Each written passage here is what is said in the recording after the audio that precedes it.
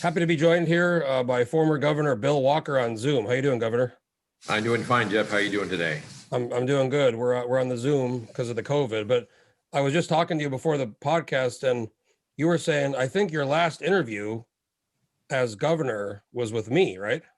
It was. It absolutely was. I remember it well, and on my guess, it was on Thursday afternoon, about 4 o'clock. I was coming back from J Bear from an event out there, and I got a call from Austin Baird that said that you wanted to do an interview. I said, absolutely, no problem. So we did. Little did we know that the next morning the world would change, whatnot. But yeah, you're the last interview I gave. That was the earthquake. Yeah. I was the prelude to the quake, right?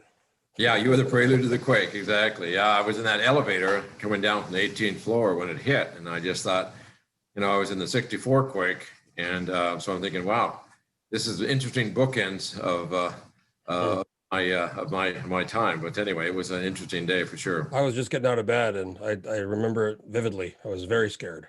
Yeah, you were in the elevator, right? I was in the elevator myself and one of my security. This is the two of us, and I actually had done something I'd not ever done before. I took a cup of coffee with me, headed to the car, and I was trying to keep that coffee from spilling. And then finally I realized this is not the biggest issue, keeping the coffee from spilling. Whatnot is the elevator would stop, and then it would start again, and it would stop, and it was rocking back and forth. And I just at first thought it was the elevator. The elevators in the Outward building. I was there long before I was governor as a tenant. I had an law office there, so I used to always complain about the elevators. I thought, boy, this finally happened. The elevators are giving way, and so you thought you thought the elevator was going down. Yeah, and it went down, but it would stop, and then it would start up again, and it would stop, and so it sort of fits and starts and shaking and whatnot. So it was pretty amazing. You mentioned Austin; he's still here working in the Capitol, but I think it was him or Grace. Someone told me then they went back to one of the top floors right after it happened, and people were in like a state of just shock because it was so violent on the top floor. They were, and I had some things that I had to do that I was going to do on Friday that didn't get done, and so I had asked some of my staff to come back and do it on Friday, and they said, "Governor, we'll meet you anywhere but the 18th floor of the." So we met around town in various ground floor conference rooms to finish up some signings, some issues with the Golcana on some land transfers and stuff. So we did that on actually at Otna's office on Friday or Saturday. But yeah, they just said, no, we're not going to go back up there. So and there was I don't remember the aftershocks, but there was the governor, then you were still governor, but Governor then Dunleavy was about to take over, and there was a couple days, a 4-day period or something where there was kind of a transition. Or there was, and what I did was I actually invited Governor-elect Dunleavy at that time and his chief of staff into our cabinet meeting because I said, you need to, because the cabinet was reporting to me every few hours what was happening, and especially Commissioner Lucan on DOT. So I said, you need to be part of this. So please come join us in this discussion. I got a call from the President Trump. We got a lot of stuff was happening that day. So yeah, it's kind of unusual to have a transition that the incoming governor attends the last cabinet meeting of the outgoing governor and whatnot. But it was appropriate, and we did it. So well, it was I think everybody who was here is never going to forget that day. No. Well, there's a lot I want to talk to you about. I mean, I was talking to you before we started. You've kind of been a little bit silent. You haven't done a lot of interviews or media in the last couple of years. Is there a reason for that, or you just kind of wanted to... Yeah, a couple of reasons. One is that I'm a big believer that we only have one governor at a time, and so I didn't want to sort of jump in and sort of weigh in on things. So I said no to a lot of interviews that they want something would come up, they want to know how I would feel about it, and I'd say we have one governor at a time. I respect that. Secondly, as we left Alaska and moved to Cambridge because I was selected to be one of the 6 fellows at the Harvard Institute of Politics, the Kennedy School. Right. So to Cambridge for that, and so that took me out of state and for a period of time. I didn't actually get back. We left in January. I didn't get back until May, I think, is what it was, and ultimately. So yeah, it's been a different kind of busy. I always stay busy, but it's a different kind of busy. So you were there during kind of right before the COVID thing started, and then you stayed through, you said June, right? May or June? Right, we were there, and then we went on spring break from Harvard spring break. We actually went to had a sort of a family reunion with our kids and grandkids, and then we were on that when the COVID really hit, and so Harvard said, "Stay put, don't move, do everything else by Zoom." So we did the last part of the semester by Zoom. So, and then after that, the program got cut short, I guess. No, we actually ended it on schedule, and then they, now this year they have it. It's all on online, Zoom, whatnot. Governor Bullock of Montana is one of the fellows this year. Bill Kristol, a number of folks. Interesting. Jeff Flake was before we were there. Jesse Ventura was a fellow. I just watched the Jeff Flake interview on this new Frontline episode. I don't know if you saw it. It was called Trump's American Carnage. It was new Frontline, but he was interviewed. He was one of the main interviewers. Oh, okay. The Frontline will do the main show, but then they do the interview of the person, the whole thing. So fascinating interview to listen to him talk about. Yeah. So the big news, I'm glad it's very timely. You were very, everybody knows you as, if they say Bill Walker, they usually think about the Gasline. And I always tell people I moved here in 2004, and in 2006 I was working for a car. My friend, Russian guy, hired me to I was 21 and I was running his car lot. And that's when Palin announced a GIA. And, I didn't know, I was 21. I didn't really follow this stuff, but I remember my Russian buddy was like, "Oh my God, we make so much money, like big 500 billion gas," and then it's like every couple of years, some announcement happens, and you were maybe pretty close with the Chinese, and that didn't, pan out. And now AGDC is talking about maybe trying to get some federal money. I found some contracts between former Governor Parnell and former Governor Begich. I don't know if you heard about those for, trying to leverage up some federal money. And there was a board meeting yesterday, and you guys had a press conference, your kind of new group, last month, I guess 1 month ago, a month and a half ago. Maybe just talk a little bit about, I think, the public gets very excited sometimes, but it feels like every time an announcement happens, it doesn't, that doesn't pan out for, 50 years now. Yeah. Well, I mean, every governor gets to sort of, do it their way, so to speak. And so, sometimes what I said is that when I ran, I said, I will continue what the previous administration has done. I will not start over. Starting over takes a lot of time, and you lose momentum when you do that. I was pretty vocal against taking it through Canada, the whole GEA process, and taking it down into the ACO trading hub in the lower 48, where there's an abundance of gas, and the shale gas was starting and all that. So I was pretty vocal against that. When they finally shifted over to taking it to Tidewater, and I'm okay. Now we're talking. We're getting back to what Governor Hickel, Governor Egan did with the Yukon Pacific Corporation. So I, anything that brings it towards Tidewater is a good start. I mean, that's the philosophy.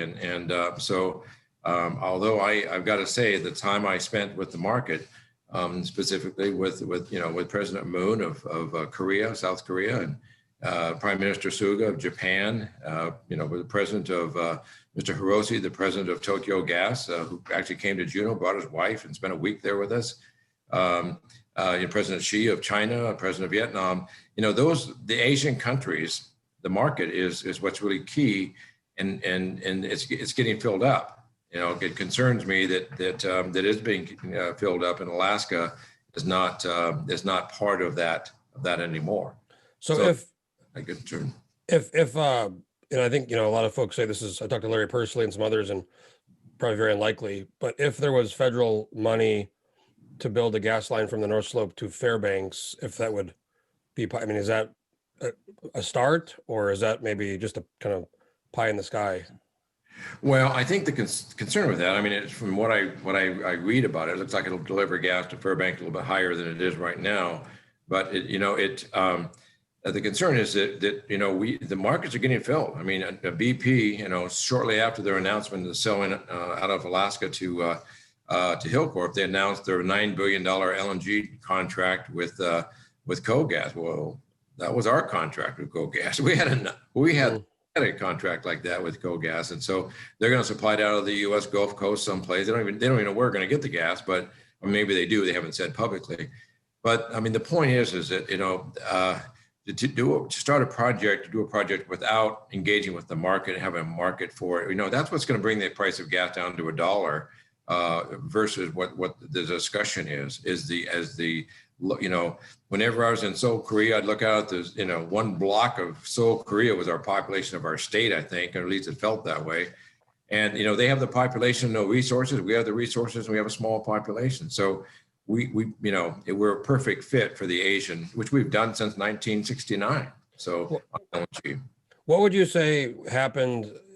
It seemed to me that the Chinese deal with the President Xi, President Trump, the Sinopec. I mean, there was to me, it appeared there was signatures. There was that big summit. It felt to me like that was maybe closer, at least since I've been here. What really? What would you say happened there? Was it Was it a new governor? Was it other factors? Well, it was a combination of things, Jeff. I was actually in China when they sort of made peace on on some of the trade agreements, and while we were there, then it fell apart, and so there was the tension with the U.S. and it's certainly a change in state administration, a different philosophy and whatnot. So things sort of they decided that they didn't want to continue on with the 15 MOUs that we had with the Asian market. It wasn't just China; it was certainly China, Korea, Japan, Vietnam. So they chose not to continue on, and that's certainly their prerogative to do that. And so because of that, I think we need to, find out. I'd love to find out if we still have the momentum. I know we have the relationships, and Jeff, it wasn't just that, we were the LNG projects selected out of. There's probably 40 LNG projects in lower 48 that were vying for the position that we got. We got selected to the signing table. And I'm sitting there with the president of Boeing, sitting there with the president of Goldman Sachs. We were at the big folks table, no question about that, on that signing. And it wasn't just what happened there. That went out, internationally, and that put Alaska on the map. And as far as a lot of companies and countries at the highest level said to me, Governor, we just didn't know you had gas in Alaska. We just didn't know that. Really? And we had spent $600 million on engineering and whatnot, but really hadn't focused much on the market. I mean, the marketing piece. Well, yeah, and there've been trips there. I know that the Governor Parnell had been to the Asian market, and he's spoken at various conferences, and that's good. But it's really you gotta sit down and say, here's the deal.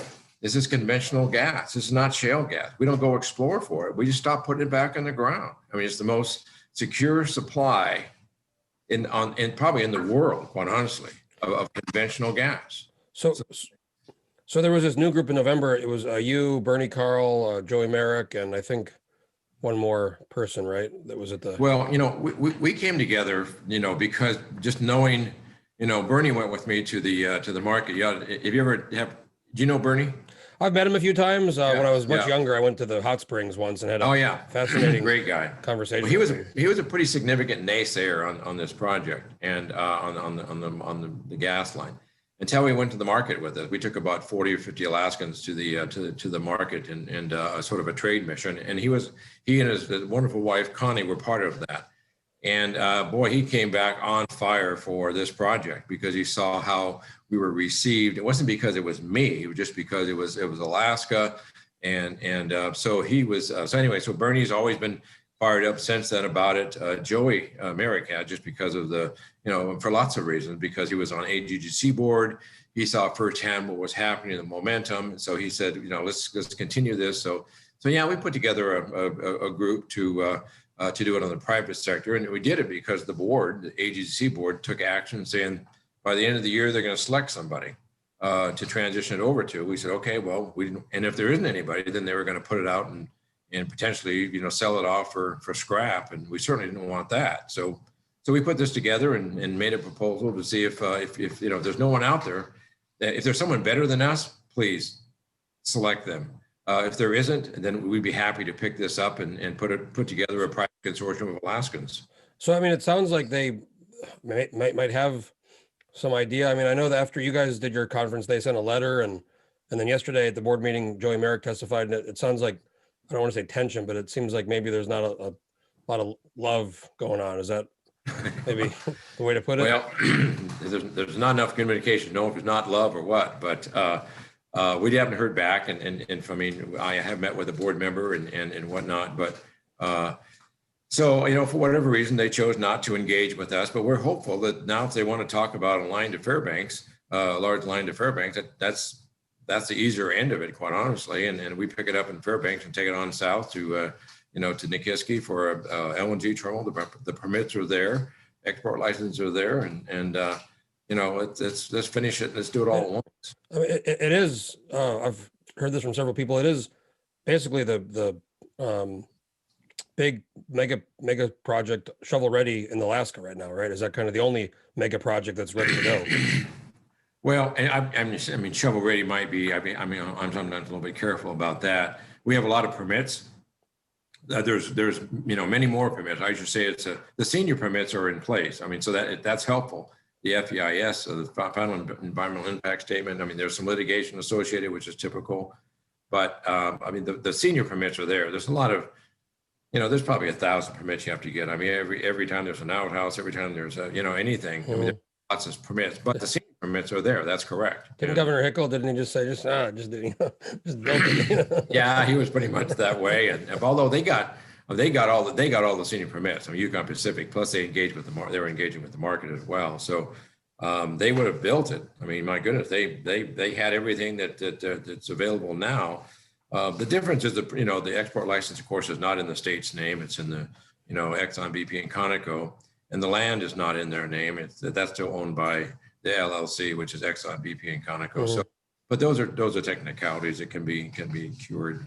What about last year or two? There's been these banks have stopped financing fossil fuel development, and now the new administration is President Biden signed executive orders about ANWR and not gas necessarily, but definitely it seems like things aren't as friendly with administration and the banks saying they don't want to finance. Is that, how much of an impact is that on this, if this were to happen? Yeah, I think the impact is somewhat more of optics than it is in reality. I mean, on something like this, the financing most likely would come from the market, the people that are buying it. What you do is it's project finance. You take the long-term contracts you have. It's kind of like if you're building a commercial building in Anchorage today, you couldn't go out and get financing to build an empty building. You have to go out and show signed leases for probably 80%, 90% of the building and whatnot. Mm-hmm. The thing on this project is that you require that, and then you go to the international markets to for funding and whatnot. The international markets look at it a bit differently, and of course this natural gas is a bridge fuel to alternative. And even when President Obama came to Alaska, his comment to Byron, myself, actually Don as well, we're on the I guess it's called the Beast, headed over to the Captain Cook from J Bear where we landed. We talked about that. Byron asked him about offshore. He said, look, we're still going to need oil into our economy in America. We might as well use it from our own resources and bring it in from someplace else. My point's always been that we do it better than anybody else from an environmental standpoint. So why not do it under a strict environmental criteria that we abide by in the North Slope? You know that, you've worked up there. Mm-hmm. Versus someplace I don't want to pick on Russia with your buddy from the car lot in Russia. But anyway, they do it differently in Russia, and so that's true.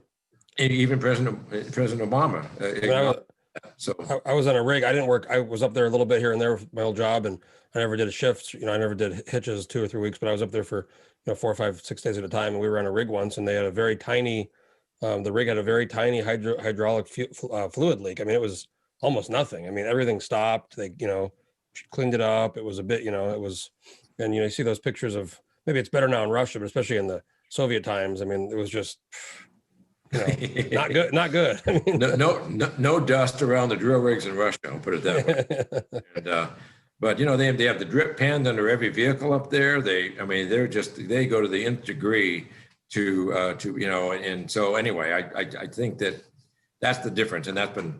What about the administration side with, the Senate's now it's split, but President or Vice President Harris has the tiebreaker, and then the House is Democrat, and then the president obviously is Democrat. So is that, factor? Well, I think that there was discussion during the debate. I know Senator Klobuchar was certainly talking about LNG and natural gas as something positive. The Secretary of Energy yesterday, the new Secretary of Energy, came out and said that she was going to support LNG and whatnot. So I don't know. I don't think that. I mean, sometimes the word oil and gas is blended together. Yeah. We're just talking about gas, and we're talking about gas that has half the emissions of oil, and we're looking at what our plan was, and if we are involved, would still be the same. We're shipping to a place that that has some of the worst emitters in the world, and so the carbon offset is significant from this project. So if you really want to do something about the clean up the environment, there's no question natural gas has a big. And here we sit with all this.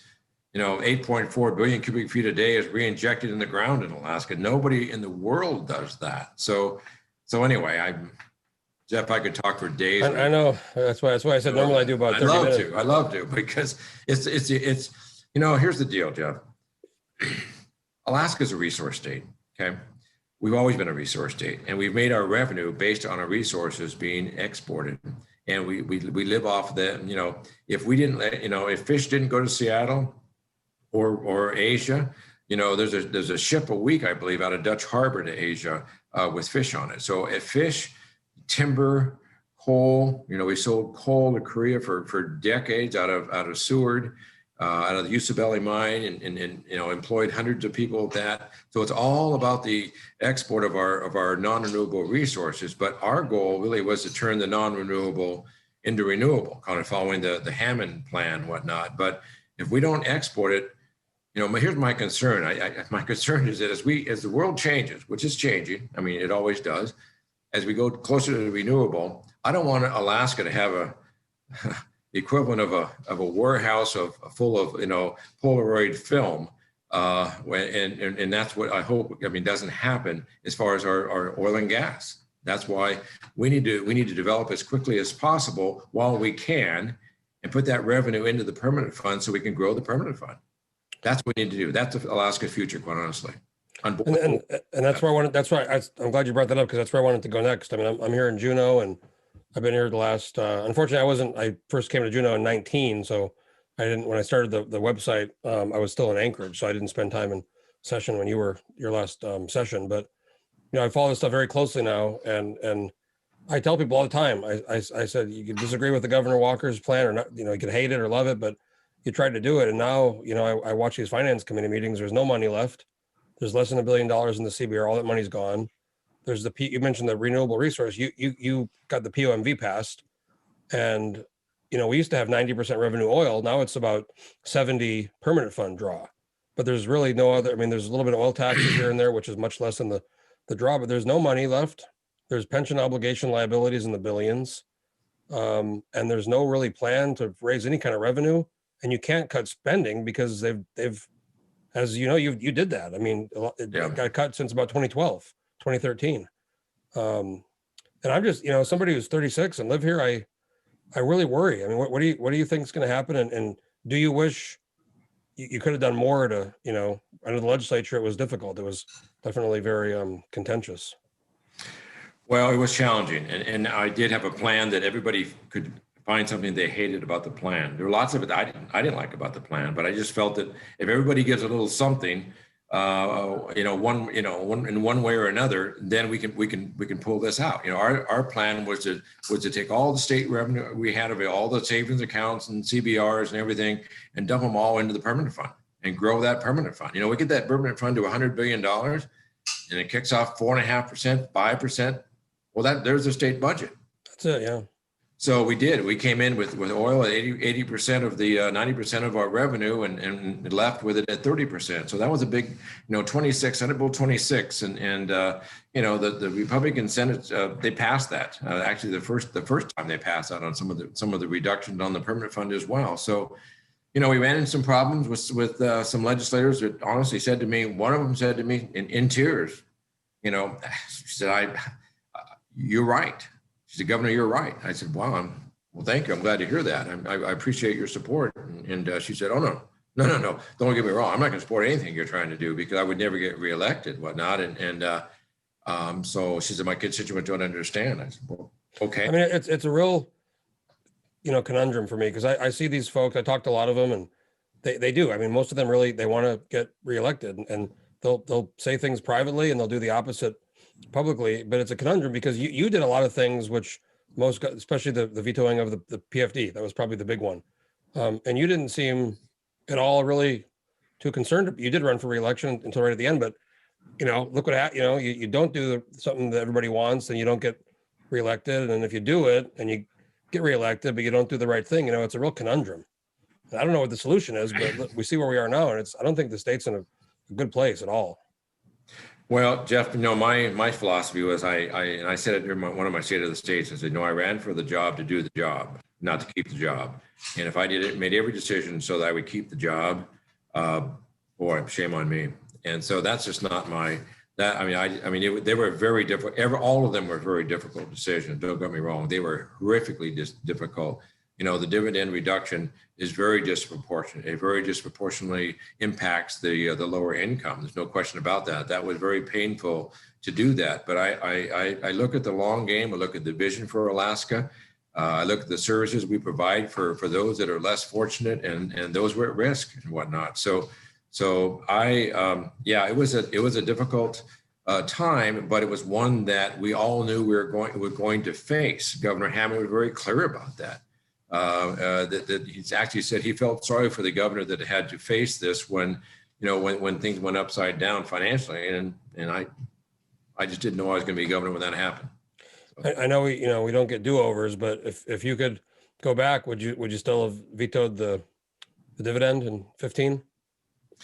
I probably somebody had to step up and the Senate had already done it. I followed the Senate. The Senate, they had already passed a bill that would have reduced it to $1,000. So the Senate had already done that. The problem was with the House. We couldn't get the House to move that legislation along and whatnot. So, as painful as it was, as much as it haunts me today of having had to do that, I got to tell you, $26 oil, and that's where we were. Mm-hmm. The sky was falling. And you don't get to know, when it's going to stop falling. So it was a horrific time as far as, we reduced the budget, by multi-billions. And so it was tough. And so in hindsight, if I found a better solution, then I certainly would have done it. And, but I haven't, nothing sort of jumped up at this point, and now the whole permanent fund issue has become the political football of who can promise the most. And there's real benefit to Alaskan to receive a high dividend, but it's also a benefit to Alaskan to have good education and public safety and highways and roads and marine highways and those things. So that's what you have to balance. Well, I've said you did the Senate did that first, but I think when you vetoed it, that was the big one. But after that, every year it's been the legislature. And I tell people you gave them a lot of cover because most people don't. The governor did it, and it's. If you could go ahead. The governor doesn't have the checkbook. The legislature has the checkbook, right? And so that's what is sometimes confusing. That a governor can't say, "Well, I will give you this size permanent fund," because the governor doesn't determine that. It's the legislature, sets the upper limit. The governor can certainly reduce it. But they can't do the upper limit and whatnot. So there's some confusion there sometimes, especially during elections. Yeah, maybe more real especially. I guess another question I want to ask you is watching everything now and seeing what's going on. If you could have done one more thing or one thing different, what would that have been on this fiscal issue?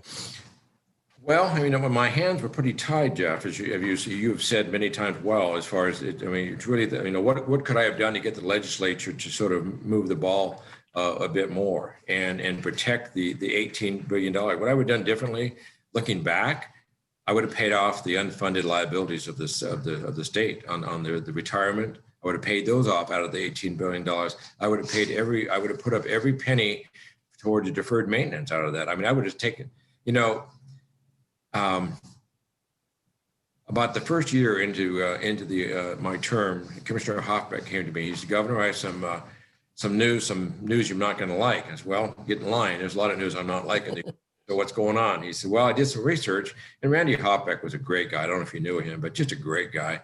He said, you know, I looked at every sovereign that was, you know, dependent upon resource for revenue, and almost every one of them went broke before they made the turn. I mean, making the turn means you go back to the typical, you know, like every other state in the union, some sort of, you know, revenue or sales tax, income tax, something like that. Mm-hmm. I said, Randy, that's just not going to, you know, that's just not going to be the case here. I mean, yeah, we have $18 billion in the bank, but they're going to make the turn before that. We're going to cure this, and we're going to be able to use that money for other things.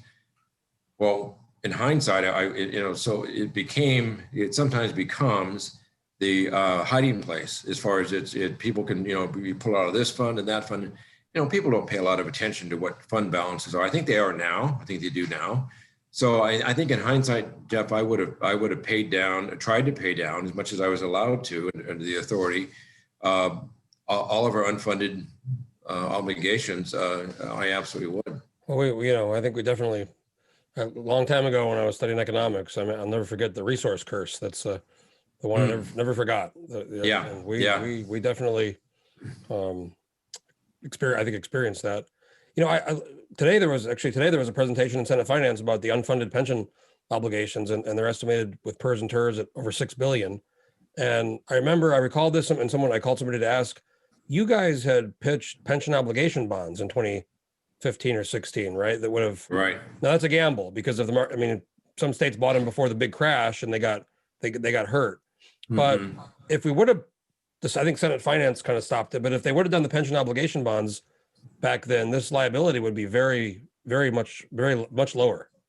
It would be, and we tried to be creative in what we did, and Pat Pitney did a phenomenal job, and Sheldon Fisher did a tremendous job as Commissioner of Revenue, and so yeah, we tried to be creative in what we did. We ran to the fire. I guess that's what we did, Jeff. Is we ran to the crisis to say let's not kick the can. Let's address it head on and give me 3 options and prioritize those options. And, you know, some of them were successful, some of them were not successful. The other one you guys tried was the bonding for the oil tax credits, which went through a huge lawsuit to the Supreme Court ruled unconstitutional in September. And now that actually ruled other bonding entities no longer, I saw a presentation about other, I forget the names, but certain other entities aren't able to issue bonds now. So those liabilities are still out there. Those oil tax credits are, I think, almost $1 billion. Or they have a bunch of hired lobbyists now. They're trying to get their trying to get well, and you know, that's something that we obviously tried to address. We knew we could only make the, you know, it's kind of like on your credit card when you're having tough times, you make the minimum payment, and you know that you're obligated to pay. We did that. I'd love to have paid them off. And, you know, in hindsight, if I'd known that there was going to be no new revenue was going to be proposed, I would have paid those off as well and said, let's just pay down all of our obligations. Now let's sit down and have a discussion about how we're going to go forward. And without living off of, you know, at that point, you're debt free. It's a different discussion. So again, my first preference was to put it all into the permanent fund, to grow the permanent fund to $100 billion and call it good. And then beyond, obviously. That didn't happen. I think we could have gotten there, but the other option, if that wasn't going to happen, let's pay down those obligations and not have them hanging around our neck. Something else I wanted to ask, and I don't know if you've ever been asked this publicly or not, but at the end of the campaign, you right before kind of got out because of the whole kind of thing that went down with former now deceased governor or Lieutenant Governor Malott. If that, I mean, was there there's been a lot of talk about discussions with Mark Begich and somebody getting out regardless. I mean, was what happened with Lieutenant Governor, was that the catalyst? Was something going to happen anyways, or was that just? Well, you know, it may have, but the whole thing is, I mean, even though you get out, you're still on the ballot, and it still makes it awkward. So the fact that he got in and stayed in made it very, very difficult on a three-way race. There's no question about that. I'm pretty pleased with what some folks have done with the election system since then. That scenario couldn't play out again. I was gonna ask you about that. Yeah. So I think that's a good thing, and I think that other states are looking at what Alaska did: open primaries, no dark money, ranked choice voting. I mean, it's sort of the Cadillac of changes. Some states have 1 or 2 of those, right, but nobody has all 3 of them, whatnot. So I think that's a good thing. We won't see that scenario come about again under this system. I mean, I know very well too, when you run as independent, a lot of things have to go your way, and you know more than probably anybody, but things have to go your way. And my personal, I've said this before, I didn't like I like the single primary, but the ranked thing my kind of worry is people are going to get confused because nobody, we don't vote like that in this country for the most part. So. Well, we might not vote that way, but make a lot of other decisions that way in our personal lives. And you go to a theater and the movie you're trying to get into is full. You look at what the other options and you do the same thing on a menu. You do a lot of things we do on ranked choice just by the way we do things. And so I think it's a good thing. I really do. And I wasn't very involved at all in that whole process, but I've seen how it works elsewhere. My topic at Harvard and my fellowship was bridging the partisan divide. One of the things that the very first question I got, my very first group with the students I had at Harvard was, Governor, how do we bring more civility to the process? How do we do that? And that's a tough one to answer. And one of the ways is the ranked choice voting, because if you are totally, all you do is run a negative campaign against somebody, you aren't going to get that second vote. You got to run it on your record, not necessarily, I'm not as scary as the other guy. So I think it's good if it brings civility to the process. I think that's a significant step in the right direction. I've had so many mental exercises where I look at some race and I look at four people, and you think who's going to get recycled first, and then where do those other votes go? And I mean, it can drive you crazy trying to think about it. I mean, I don't know. I think it'll be, if it all stays in place, and I know there's some litigation they're talking about, but if it all stays in place, it'll be because Maine doesn't, you're right. Nobody does this exact method, the single primary and then ranked choice. So I think, one person I talked to said their concern was you could have a lot of independents in the legislature potentially. And then it's even like worse as far as how do they organize, because right now the House is still organized. Well, maybe they don't organize. Maybe they just vote what they think is what's best. And, the partisanship is really sometimes what it gets in the way of some of the stuff and whatnot. So, I don't know if you talked to, I think Scott was certainly very involved in the legal side. Jason Gren was very inside. I did a podcast with Scott and Jason and Shay, and okay, very much in touch with those guys over the course of the campaign. So I'm excited about what I think this can do because of what I ran into personally when somebody sat there and not somebody, many sat there. Not all. We have some wonderful legislators, and I think the world of them, but certainly some, and some of them not there now. Said, I can't do this because I'll get primary, and now that's been taken away. They can't. There's no such thing as being primaried anymore, just because the way it's been opened up. I think when primary became a verb, 10 years ago, that's when a lot of this accelerated. Yeah, no, I agree. And when parties endorse candidates before the primary, they didn't used to do that either. And so we certainly have seen that come out. So I think it's going to allow them to make some tough decisions, make some right decisions, and that need to be made, and potentially unpopular decisions, because I think that it's more of an open process. I got to ask, guys. I saw a picture of you somewhere, and it looked like you had a bit of a tan, maybe lost a little weight. What's it like not being governor? Is it a little more relaxed? I tell you, less busy. My weight loss program truly has to do with construction. I used to have what's called 1,000 square foot diet. I build 1,000 square feet of something, and I like to work alone. I don't necessarily have a crew with me. I've done that in the past. So I add on 1,000 square feet onto my commercial building in the summer in Valdez, and add onto our house, and add onto our cabin and out at Nancy Lake. So yeah, I've been very active in I probably made more sawdust in the last last 10 years. I think one of your daughters or somebody posted a picture of you with the lake, the Nancy Lake thing. I remember seeing that. Yeah. Do you ever? It's been great, Jeff. I mean, I still worry about the same things I worried about as governor, as far as the future of the state. And I look at our grandkids and our kids, and you talk about being 36. I've got one that's 6. I've got one that's young. I've got one that's 1 year old. And so So I worry about, fixing this in such a way that we really have an Alaska that's going to grow and prosper and whatnot. And again, I bring it all back to our resources. I really do. That's why I wrote the op-ed on ANWR. And talked about the state getting involved in bidding those leases. I would have bid every single one of them, Jeff. I absolutely would have. Not the fact that they're going to be developed. I hope they are. I don't think they are, but at least when you have that lease, you have leverage, you have bargaining chips. You sit down at the table and say, all right, if we can't develop these resources like we were promised under the statehood compact, be compensated for that in some way. And so maybe that comes in play with the Gasline, maybe something else. I don't know, but you just can't take away our. If Kansas couldn't grow wheat or Nebraska couldn't grow wheat anymore because the amber waves of grain, we'd like to just sort of see them rather than see them harvested. There'd be some compensation paid if that was the case, whatnot, even on federal land. Well, there's, years ago when I was studying history, I read Stephen Haycock's book, Alaska, an American Colony. And, it's not much, a lot's changed, but some hasn't changed in 100 years, 150 years, because we kind of get told a lot of cases what we can and can't do. And better than most all the resources we have in the state.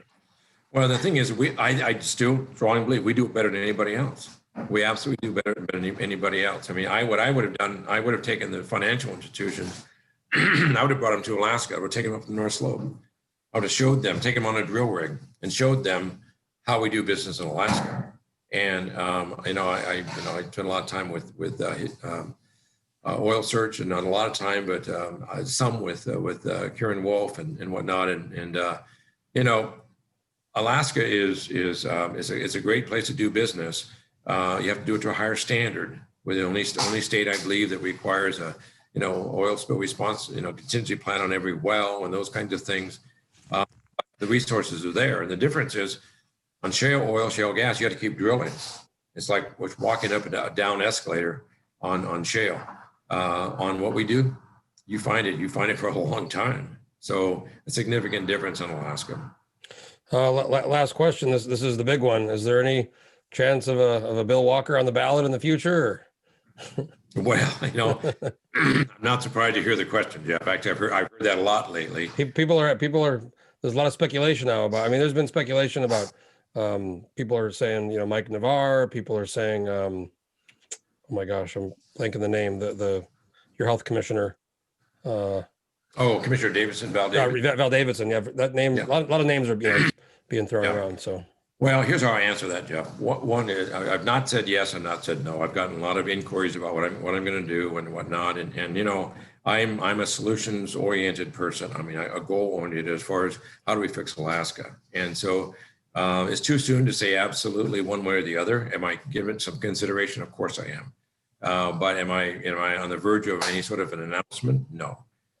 If I was, I would probably do it right here on your podcast. I was going to say, if you do make an announcement, you should let me know. we can but, in the future we can do that. But I mean, I will continue to look at, and again, if I don't, it's not just a matter of, I didn't run for governor just to be governor. I ran for governor to do the job and as an independent, without the influence of one party or the other, you just do what's best for Alaska. Regardless, it's a great way to do it. And the team we brought together, I thought was a very impressive team of folks that most of them did not even apply. Most of them I went to their office and asked them to join the team. And so am I thinking about it? I do give it some thought, no question about that, as do many people. And I hope a lot of people give it some thought. So we'll see. It's too soon to say yes or no. I'm not saying no. And sitting here today with you, I'm not saying yes. So we'll see. We'll see down the road a bit. Well, we'll be, I think everybody's going to be watching all this. So Governor, I want to thank you so much for taking the time. I know I've been trying to get you for a while, but I know you were kind of laying low when you were doing the Harvard thing. So I'm glad. I think people are going to love to hear this and hear from you about all these topics. And I hope you're doing well. You seem like you're doing pretty good. So. Yeah, we're doing fine. All the best to you. Look, you're doing well as well. So all the best in Juneau, and we'll continue to stay in touch as things come up. Okay, and please tell your wife I said hi. Big fan. I will. Donna passes on her hellos as well. Okay, thank you so much, Governor Walker, for doing the podcast. I really do appreciate it. You bet. My pleasure. Thanks, Jim. And folks, if you have an idea for a podcast or want to do a podcast, get a hold of me and stay tuned for the next one.